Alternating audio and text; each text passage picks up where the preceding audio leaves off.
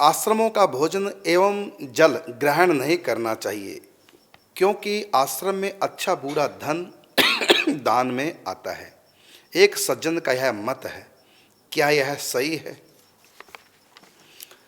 देखिए, गुरु घर का अन्न, बाप का अन्न, पति का अन्न, मित्र का अन्न, ये कभी अशुद्ध नहीं होते। माँ का दूध कभी अशुद्ध नहीं होता। पिता की कमाई बेटे के लिए अशुद्ध नहीं है। हाँ, बेटा संग्रह करेगा और बाप की सेवा नहीं करेगा, तब वो अपवित्र हो गई। कैसे भी करके बाप का धर्म बनता है बेटे को खिलाए।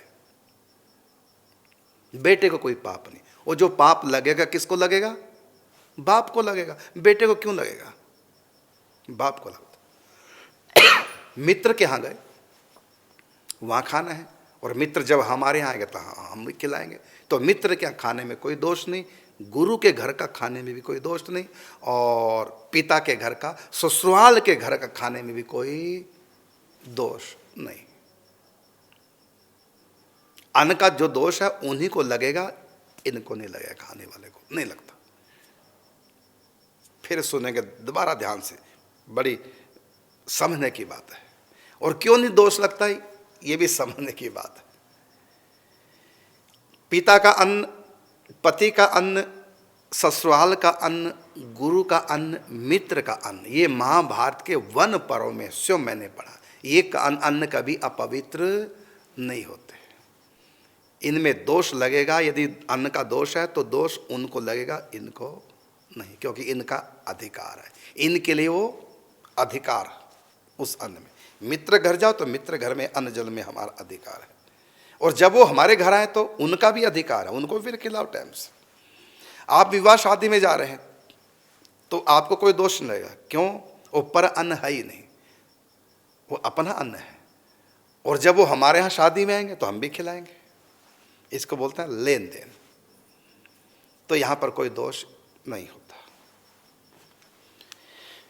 यह आपके प्रश्न का उत्तर। यदि मैं आजकल की भाषा बोलूं, यह हराम का नहीं होता खाने वालों के लिए। खिलाने वालों को दोष लगेगा, इसमें खाने वाले को दोष नहीं लगेगा, क्योंकि धन अपवित्र, धन की अपवित्रता क्या है? छीन झपट के किया था। इसी प्रकार साधु भिक्षा करता है। साधु किसी के घर में भिक्षा करेगा तो पूछ के करेगा, तुम्हारे घर में धन अन्न कैसा है, क्या पूछेगा पहले? वो तो किसी के द्वार पे खड़ा हो जाएगा। तो साधु को भिक्षा करने में, साधु और ब्राह्मण को भी भिक्षा करते हैं, उनको भी दोष नहीं लगता, चाहे वो गलत कमाई का है। लेकिन साधु को भिक्षा का कोई दोष नहीं। यदि वो संग्रह करेगा तब दोष लग जाएगा। यदि संग्रह कर रहा है तो संग्रह का दोष लग जाएगा, पेट भरने में कोई दोष नहीं। अब ऐसी एक कथा आती है गोविंद देव भगवान की।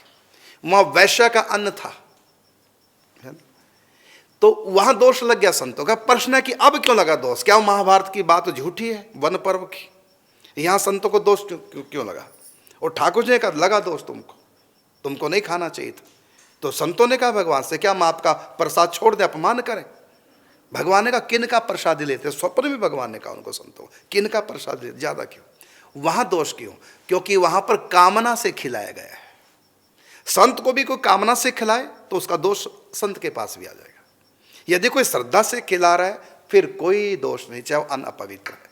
श्रद्धा से कोई खिला रहा है कोई नहीं। यदि वो कामना से खिला रहा है तब उसमें अन्न का दोष आ जाएगा। तो कामना को लेकर के कोई भंडारा करे तब भंडारे में दोष है, लेकिन कोई श्रद्धा के साथ भोजन करा रहा है, भंडारा करा रहा है, परमात्मा को प्रसन्न करने के लिए भक्तों को भोजन करा रहा है कि इनकी सेवा करने से भगवान खुश हैं, इस प्रकार से जो भक्ति भावना के साथ, श्रद्धा के साथ भोजन कराए, यदि वो गलत का भी उसका धन है, अन्न है, तो उसी को दोष लग सकता है, लेकिन खाने वाले को नहीं। ये एक बार की बात पूज्य श्री पंडित जी की, किसी के घर में गए भोजन करने, तो वहाँ घर के बाहर अंडे के छिलके पड़े थे। यद्यपि उस घर के नहीं थे, किसी और के थे, लेकिन पूज्य काका जी ने कहा बाबा से कि बाबा ये तो इस घर में अंडे।